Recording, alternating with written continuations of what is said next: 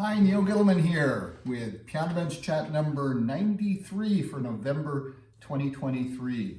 I am sitting here at the piano, proudly wearing my Dayton Opera Sweeney Todd shirt, still basking, I suppose, in the afterglow of our very successful and wonderfully fun run of performances of Sweeney Todd. It's a little funny to call it a run of performances when it's just 2 performances in less than 24 hours. But after all the work that the amazing cast and orchestra and crew and everyone put into making the show successful, and 2 sold-out houses in the Victoria Theatre, it was a really thrilling and just wonderful weekend at Dayton Opera, and I got this great shirt from it. Home designed and just wonderful. The music I played you is by Mozart because one of the things about the life of a conductor is that even when you have a wonderful experience and a big success with something like Sweeney Todd, there's always a next project to get to. And this week there is a next project, a Dayton Philharmonic Masterworks Series concert coming up, including music of Mozart, his Jupiter Symphony, and Beethoven, his Leonore Overture No. 3, and Dayton Philharmonic Principal Horn Aaron Brandt playing the beautiful and wonderful neoclassical Second Horn Concerto by Richard Strauss. Just a wonderful, wonderful program and a wonderful way to get back into the Schuster Center playing the old classics after 2 weeks of ballet and opera performances at the Victoria. So that was the beginning of the second movement of Mozart's Jupiter Symphony. And it's interesting because that opening gives, I think, an interesting insight into what happens sometimes in conductors' minds, or at least this conductor's mind, thinking about music, especially a piece like the Jupiter Symphony, which I've known for so long and played many times in orchestras and conducted many times. And every time you come back to a piece like that, a very familiar piece, the smartest thing to do is to think about it in a different way, if you can. And last year, I had an amazing experience with the Jupiter Symphony. The Philharmonic performed it on our stained glass concert program that we played in several different community churches as part of our community outreach program. And in some of those performances, we had dancers from Dayton Contemporary Dance Company join the Philharmonic for the performance. And one of the pieces the DC dancers performed to was the second movement of Mozart's Jupiter Symphony. And seeing what Kevin Ward did with his choreography really made me think about this piece in a whole new way. You see, this is Mozart's last symphony. He wrote it, I think, maybe 3 years before he died.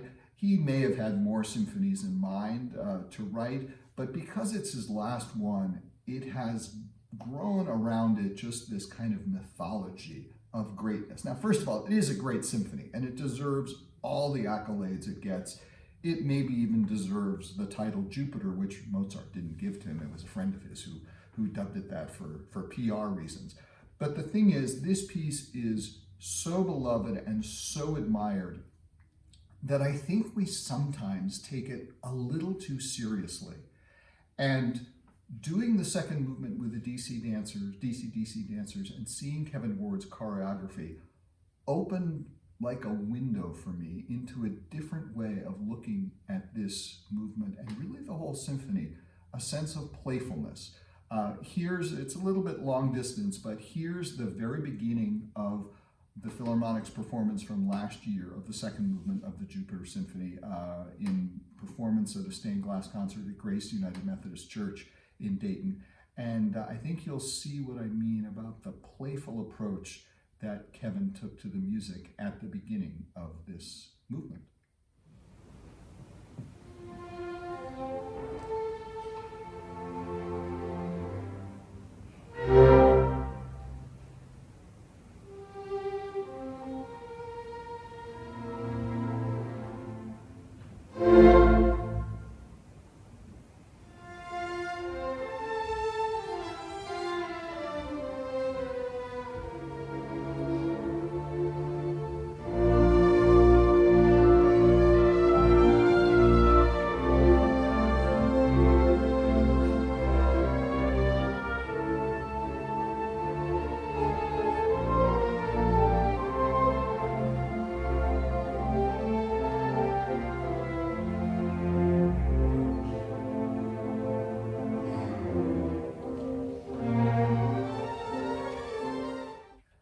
Now, honestly, before working with DC on this piece, if you had asked me, what is the second movement of the Jupiter Symphony like? I would say it's lyrical, it's warm, it has dramatic moments, it has a singing character, it has a grace to it.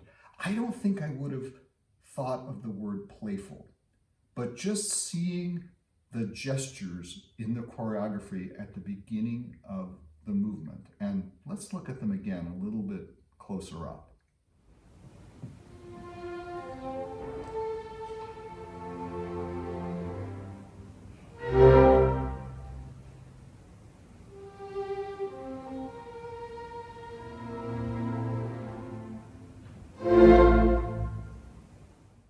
Seeing that, I thought, wait a minute, this music is playful. And as a result, I tried to instill a kind of playfulness in that movement when we played it. And this year, now that we're playing it on the Masterwork series, I have tried to find the playfulness throughout the Jupiter Symphony, and folks, I have found it. So Kevin and his dancers have inspired me to look at this masterpiece in a slightly different way. It's still a masterpiece, but I'm not reverential about it the way we sometimes tend to be with this great piece. I'm trying to be playful with it and have fun with it. And I'm hoping I can communicate that to the musicians. So you might be thinking, well, why are people so reverential about this piece? Well, I'll tell you a little bit about it. And it has to do with the last movement, which is really one of the most amazing pieces of music any human being came up with. Mozart, throughout his life, but especially in the later years of his life, and he didn't live that long, but still, in the later years of his life, he was just overflowing with musical ideas and just great melody after great melody and great inspiration. And we hear that throughout this symphony as well. But when you get to the last movement, Mozart had reached a point where he didn't think one musical theme was enough. It was enough for Haydn very often. Didn't think two was enough. That's what most people did writing symphonies in Mozart's time. Didn't even think that three was enough, and Mozart often had three main melodic ideas in movements of his symphonies. Not even four. He went to five. The last movement of Mozart's Jupiter Symphony is based on 5 different themes. The first one is this, just 4 notes, which could have been the beginning of a counterpoint exercise that his father had him do back when he was just a kid. But the whole movement is built on these 4 notes. But a little after that, he introduces a second melodic idea, completely different, that goes like this. And he plays with those 2 themes in combination. And he says, that second one is so good, I'll also put it in the music upside down. Ran out of fingers there, but you get the idea. The third melodic idea comes in a little bit later, and it's a very simple little pattern. And he plays with those 3 ideas and combines them in various complicated ways. That's not enough. He introduces a 4th idea. And guess what? He combines those 4 ideas in various imaginative ways. And that's not enough. He wants a 5th one, which is a little bit like the 3rd one, but it is distinctly different. And it sounds like this. And he plays with all of those. And then we get to the last minute and a half of the piece. And Mozart does one of the most amazing things there is, because he's introduced these 5 melodic ideas, and he's combined them in various ways, which we call in musical jargon contrapuntal, coming from counterpoint, which is where Mozart would have started his compositional studies way back when he was just not even probably as high as this piano bench, working with his father, working on counterpoint exercises, which are designed to teach you how to handle the relationships between different notes within very, very strict rules that limit what you can do at any moment. And it's a great training for composers, and Mozart went through it. And in this last symphony, now again, he didn't know it was going to be his last symphony. He writes this incredible contrapuntal piece with all of this intricacy that looks back in a way technically to Bach and earlier composers. But he also combines it with almost a kind of rock and roll sensibility, the latest stylish kind of music that was being written in the late 1780s. Very different for the most part than the contrapuntal stuff Mozart was putting into his symphony. So in the last movement, he reveals the fact that all of these 5 melodic ideas that he introduces are designed so that they can be used in what's called invertible counterpoint, which is the most complicated kind of counterpoint there is. The idea of regular counterpoint is you have 2 voices or 3 voices, however many more voices you have, and they have to relate to each other following the strict rules. Invertible counterpoint means you have 2 voices, and what happens if you put the voice that's on top underneath? Well, sometimes the rules that you're following here get broken when you do this.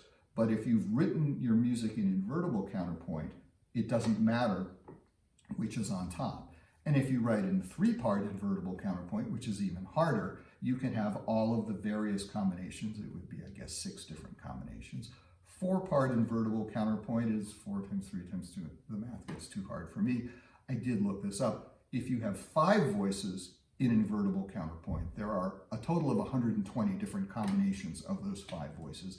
And if it's really good invertible counterpoint, they all work. And well, Mozart is really good and they all work. In the last minute or so of the piece, he doesn't use all 120, but there's a wonderful passage where he just sets up these themes and he basically starts juggling them and shows off all the different possible combinations of these 5 themes, not all of them, but a good number of them. So here's this excerpt from Mozart's Jupiter Symphony, and I'll show you on the screen the combinations that he uses.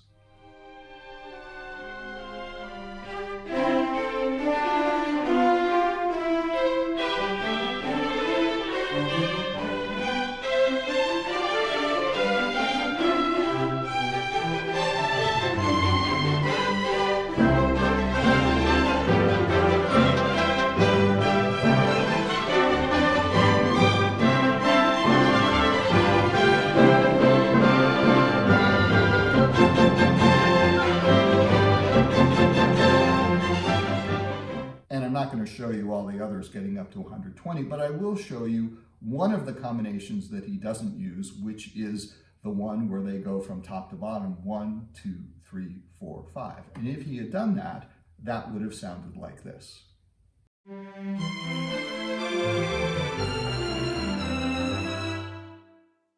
So there's a little bit of a look inside Mozart's for Symphony number 41, just an amazing, amazing piece of music. It is playful, but it's also incredibly written technically, hearkening back to old traditions, using new traditions, and it's just a delightful piece. And I am so happy to be playing it with the musicians of the orchestra.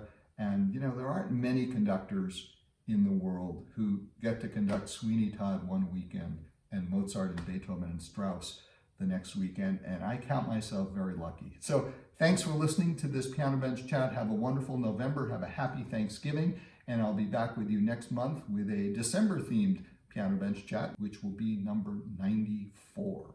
Wow. Have a great month, take care, and we'll see you at the shoe store, I hope.